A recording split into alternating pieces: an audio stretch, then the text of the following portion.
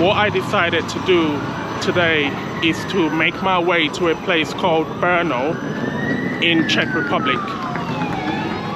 The reason for this is I was told that a lot of tourists come here because it is the second largest city in Czech Republic after Prague. I was told that they have very good places to visit. They have very good touristic sites, but I'm not here to see that today. What I'm going to show you today is the real streets of Brno. Let's go. Okay guys, this is a shopping center in Brno city center. It's a busy Monday and it's about 3:15 in the afternoon. It is crazy busy though, considering it's a weekday and it's not even 5 p.m. yet. What I've noticed across Central Europe is a lot of people tend to hang out around shopping centers and obviously engage with people there. Also, I've noticed that within Central Europe there's a Gothic culture as well, especially in places like Prague. Unfortunately, I can't visit Prague in this trip, and that's due to obviously my hectic schedule, and I need to go back to the UK today, so I wouldn't have any time to travel to Prague. To be totally honest, this trip was unplanned. I never planned at all to come to Brno, but what happened was I checked out early from my hotel today and I thought, should I still hang around Bratislava and see how Bratislava is, or should I jump on the train and check out more of Central Europe? Okay, so moving on, Central Europe is one of the places I think is slightly underrated. A lot of people from other countries like Asia and America, and when I mean America, I'm talking about Northern America, they tend to spend more time in Western Europe. I think it's really important for people to come to Central Europe and not spend too much time in Western Europe. The reason for that is the culture is slightly different, and the people are different, obviously. So I've been to Czech Republic before as well. I came here in 2016 when I did a Euro tour, and I went to the capital city, Prague, and Prague was really good. It was so much fun. There was a lot to do there. It's so unfortunate I can't actually go to Prague this time, but maybe sometime next year I'll go to Prague.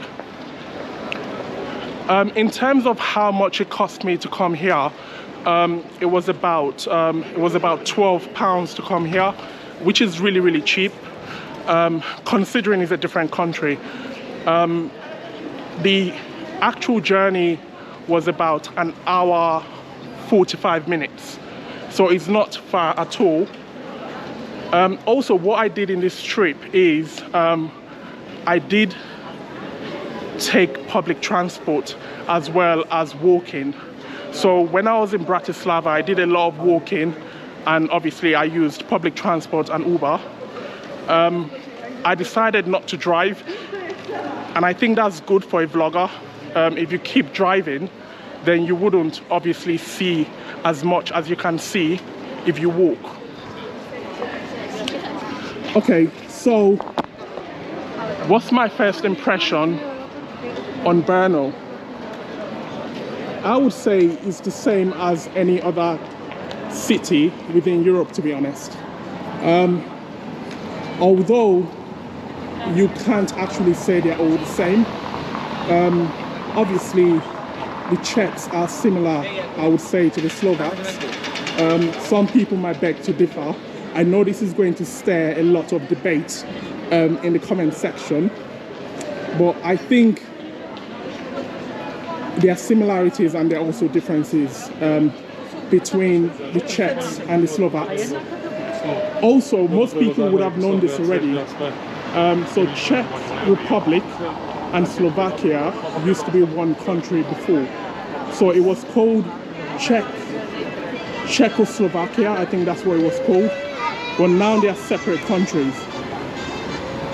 I've got a strong feeling that a lot of Czechs have family in Slovakia and vice versa. So I suppose they're still one family.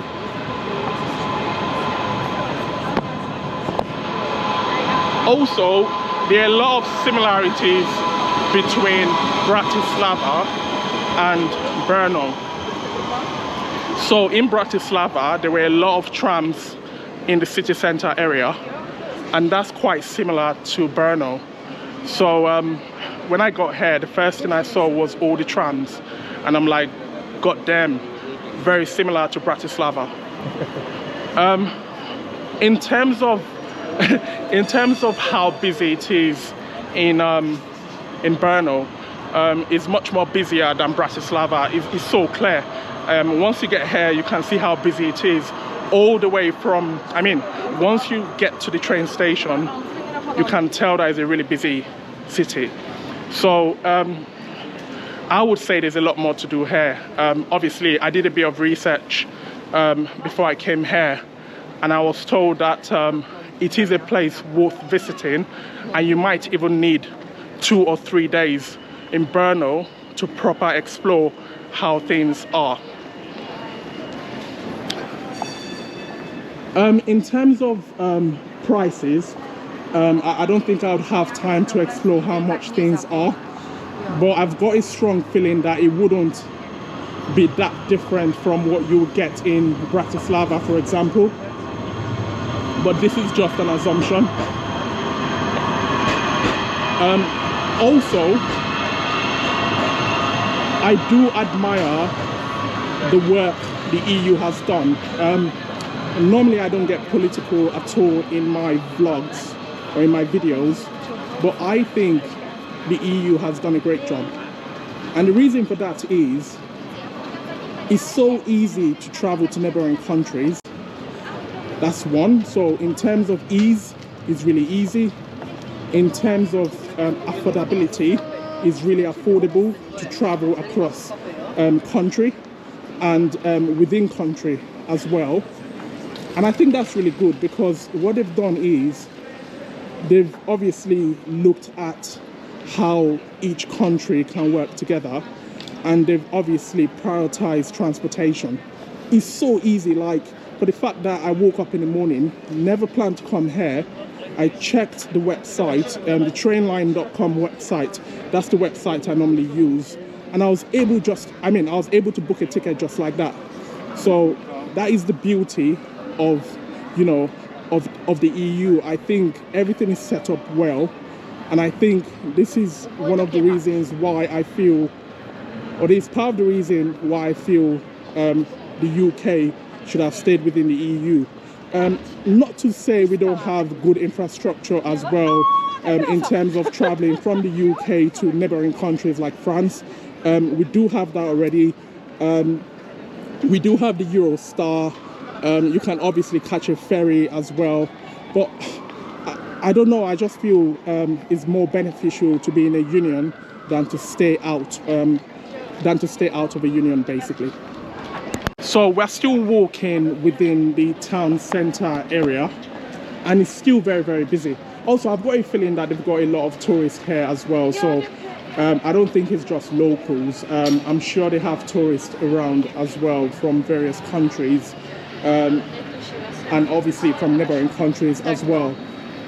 So the train I took today was quite packed. It was really packed, and it was really hot as well. The aircon was not working, but they were so nice. They gave everyone complimentary water, which I've never seen on any train in the UK before. So it was quite strange that they were giving out complimentary water.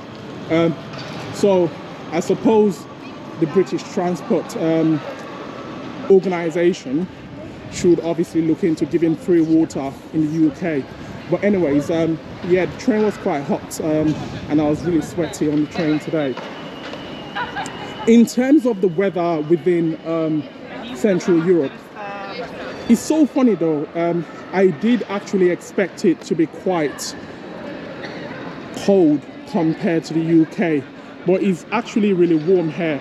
And I've noticed that the Czechs and the Slovaks are quite tanned. I'm not sure if that's just their natural color or it's due to the weather, but yeah, they do have a very nice skin tone. That was one of the first things I noticed when I came to Slovakia. I know we're in Czech now, but you know, when I got to Slovakia, first thing I noticed was their skin tone. It was really nice, and it was tanned. And in Czech as well is the same. But like I said, they are one family anyway, although they are separate countries, but I still class them as one family. Okay guys, I'm still exploring the streets of Brno, and I'm just going to explore what else they have around here. So I think if you want to come to Brno to visit, I think spend about 3 days, I would say, because it seems like there's a lot more to do here than Bratislava, so you need more days here. But that's not to say that you can't actually spend 3 days as well in Bratislava. But I just feel Bratislava can be done within, let's say, 2 days, and Brno, I would say 3 days. It's a beautiful city, so I think if you spend more time here, there will be a lot you would realize. Okay, so this looks like a public gallery or something, this building.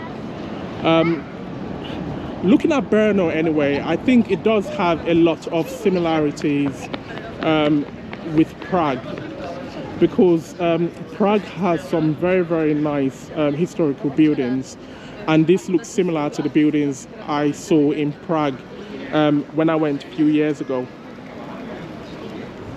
The building is actually closed, I think, because it doesn't seem like anyone is in there. So I'm just going to keep moving. So they have an old school tram here as well. So that doesn't look like the ones, or the one I saw when I first arrived. That's an old one that I've just seen. I think they might have some old ones that they still use anyway, because it's good for tourists to actually see that. I think it's good anyway. Sometimes it's not good to get rid of all your old stuff, because people who visit your actual place might want to see what you had before or what you had previously. I suppose if you maintain it properly, then you wouldn't have any problems at all. So yeah, I think it's a good thing to keep it. And what tends to happen across Europe as well is they do tend to keep them as well. So that's good. If you go to some continents, they don't actually maintain what they have, so they would have to get rid of all their old stuff anyway and just bring the new stuff in. So you can't actually go back and see what they had before. And to me, that's not really good though. You always want to see the old stuff when you come and visit a country. So where am I going to visit after this trip anyway?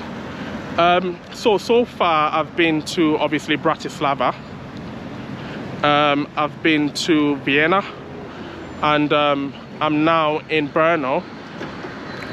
So the plan is to go to Morocco sometime in November, and I plan to go to Agadir and also Marrakesh.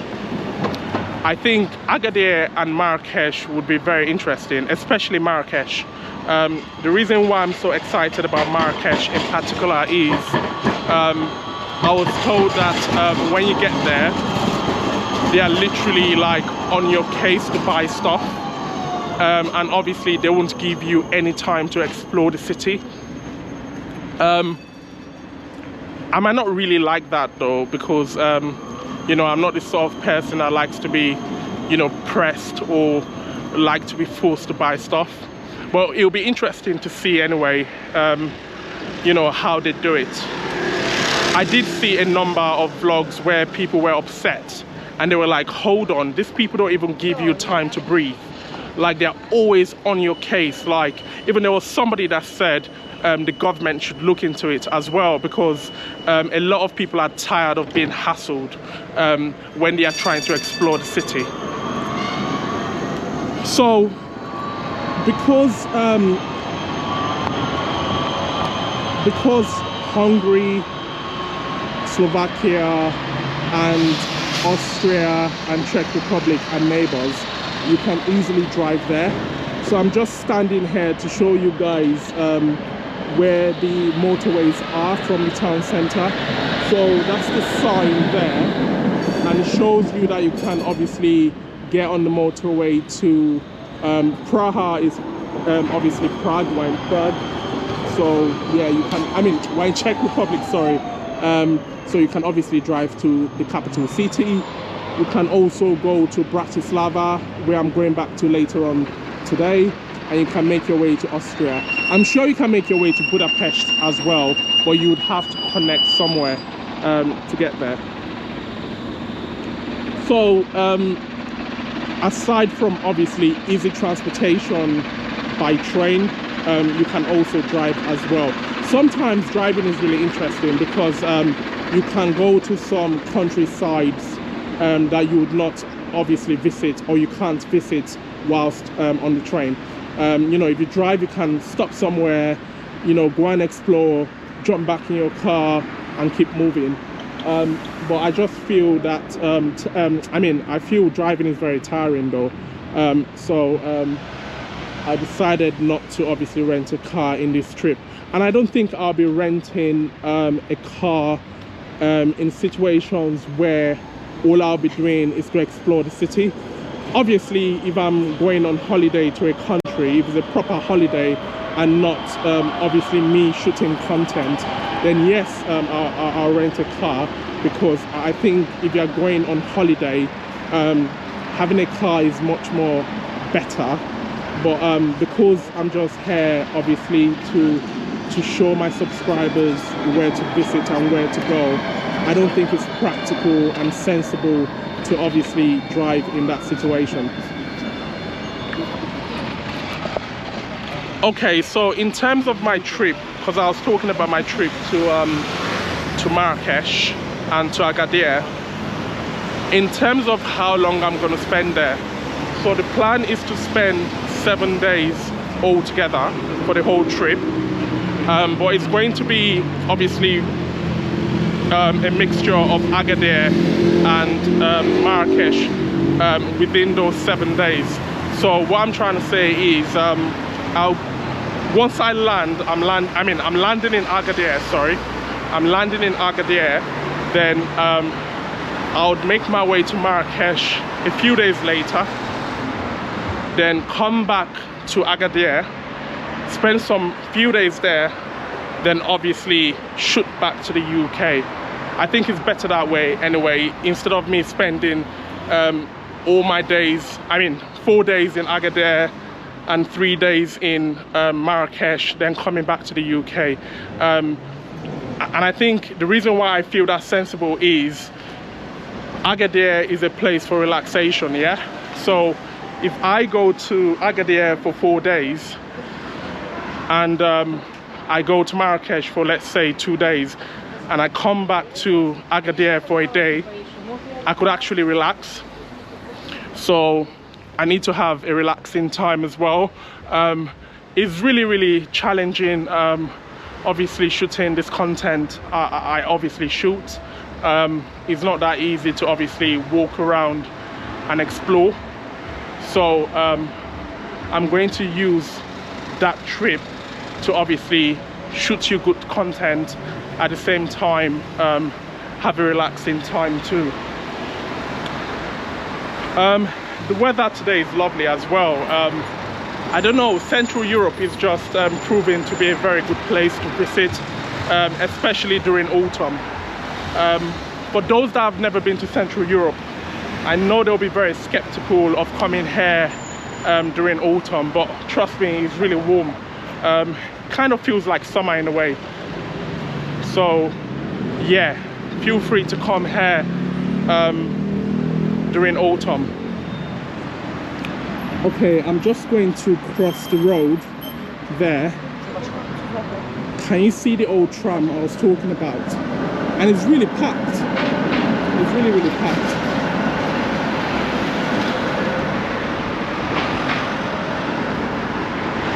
They have a number of colorful buildings here. I've just seen a pink building. I think I'm going to show you the building before I cross the road, just to show you what I'm talking about.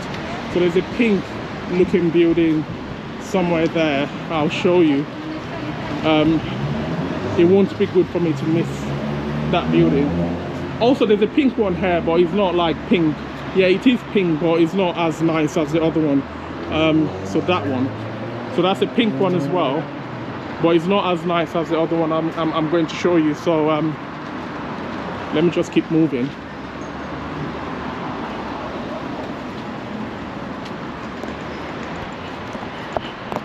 Also, they've got a lot of fancy cars around Central Europe as well.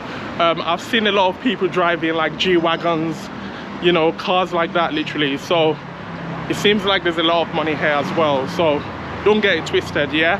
You just don't see good cars in Western Europe. They've got good cars in Central Europe as well.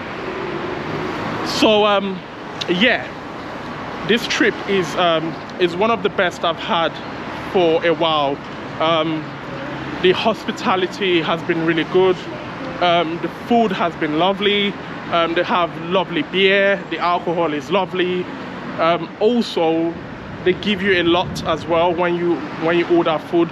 There are certain countries you go to, or certain parts in a country you go to, and you don't really like the food they give to you, or the portion is really small, or you don't get value for money. But in Central Europe, you actually get value for money. That's why I like Central Europe anyway. You see where your money is going to, which makes sense for every tourist, I suppose.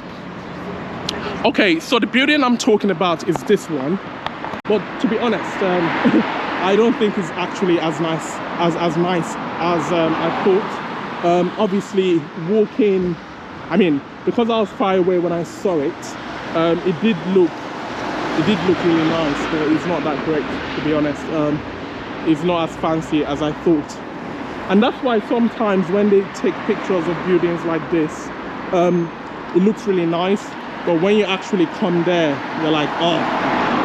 But yeah, it does look nice from far. I wonder what the building is. It might just be a residential building, who knows. Okay, moving on. So this is the real streets of Brno, live and raw, yeah? So this is exactly what you'd see when you come here. And what I do in my real streets as well is I show you how it is. I try not to obviously sugarcoat anything at all, because sometimes what people tend to do is when they show you all these places, they tend to show you only the nice places and they never show you the real streets. So I think it's always good to show people the real streets, for them to have an idea of what they can get in the local area as well, and obviously to know how to navigate around. You know, sometimes some people say, oh, I saw your video and that place is a place I want to go to, or I saw your video and you missed out that place. So it's quite good for me as well, because I'm learning, and in some situations my subscribers are learning. So I think these real streets videos are good to educate myself and to educate my subscribers as well. Okay, we're still moving on. One thing I've noticed in Brno though is some people are shy of the camera. So I've seen some people like kind of avoiding the camera, which I never saw in Slovakia. That's quite strange though, because I thought they were the same people anyway. But maybe the guys in Bratislava are just much more engaging compared to the people of Brno, because obviously Bratislava is a capital city, so I could see why people are like much more engaging and much more eager to interact, obviously.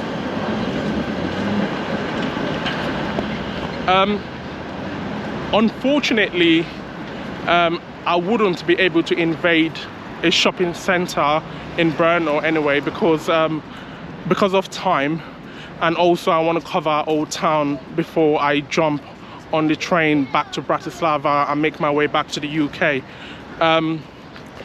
But what I'll do is, if there's time, I might just obviously show you some of the shopping centers they have around, if that's possible anyway. If it's not possible, it is what it is. I'll try and cover as much as I can, basically. Also, the tram stations are quite interesting, just the way they are set up anyway. So there are certain roads or side roads where you don't expect, or you wouldn't expect a tram station to be, and they've got trams there. It's actually quite similar to Vienna actually, because when I went to Vienna yesterday, there were some very weird places where you can get a tram at, so that's quite interesting though, and they can actually get a tram in those places, because what tends to happen is you go to a particular area and you stop. I mean, the tram stops at a place where it's convenient for both car drivers and people. But in Vienna, the tram stations, or the tram stops, I mean, are just literally everywhere. There are certain side roads that you would not expect a tram stop to be at, and obviously the tram stop is there. So I just feel the setup is quite funny, and it's similar to Brno as well. The tram stops are in some very, very odd places. And also, Bratislava is one place you need to obviously be careful when you go there in terms of crossing the road. So if you're crossing the road in Bratislava, you need to ensure that you're looking at both sides, yeah? So they literally have trams everywhere, like literally everywhere, yeah? And if you're not paying attention, you might get hit by a tram, basically. Especially when it's dark here, because in Bratislava at night, it's not that bright, yeah? They don't really have street lighting everywhere like that. They do have some, but it's not even that bright. So you just have to be very, very careful. You have to be very, very careful when you are crossing the road, basically. And I think it's similar to Brno as well. So you can see, you know, there are tram lines on the floor everywhere, yeah? I'm just hoping that they have good street lighting here at night, because if they don't, and you're a tourist and you don't know the area, and you cross the road without paying attention, then obviously that might cause you harm. Okay, so I think I've seen most of the bits I want to see, and I think I'm going to obviously have to end the video shortly. I'll just keep walking and I'll just keep walking to see what else I can see, then obviously end the video. So what I also noticed as well is they have certain organizations across Central Europe, and they are literally everywhere. So there is a company called Vienna something, I can't remember the full name, and I saw that company just in front of Bratislava train station, and I saw the same company here when I arrived in Brno, and I saw the same company somewhere else in Bratislava as well. So I think there are certain companies that operate within Central Europe that you wouldn't normally see in Western Europe. So that shows that there is a good working relationship between Austria and Slovakia and Czech Republic. Okay, so I think I'm going to bring this video to an end. Oh, before I bring it to an end anyway, so can you see the graffiti on the wall? So I think this graffiti thing is very, very, very common across Central Europe. I'm not saying we don't have graffiti in the UK, we do have graffiti in the UK, but the difference is if you come to certain areas in London, you would never see graffiti there. So obviously you can see graffiti in the suburban areas, but you wouldn't necessarily see graffiti in a place like Piccadilly Circus or Oxford Circus or Leicester Square or Canary Wharf, you know, places like that. But here you literally see it everywhere. Okay guys, I'm going to have to end it here. If you haven't subscribed to my channel, please subscribe. Please comment. I want the comment section to be burning hot, so say whatever you want to say. Feel free, don't be shy, and I'll see you in my next video. Take care guys.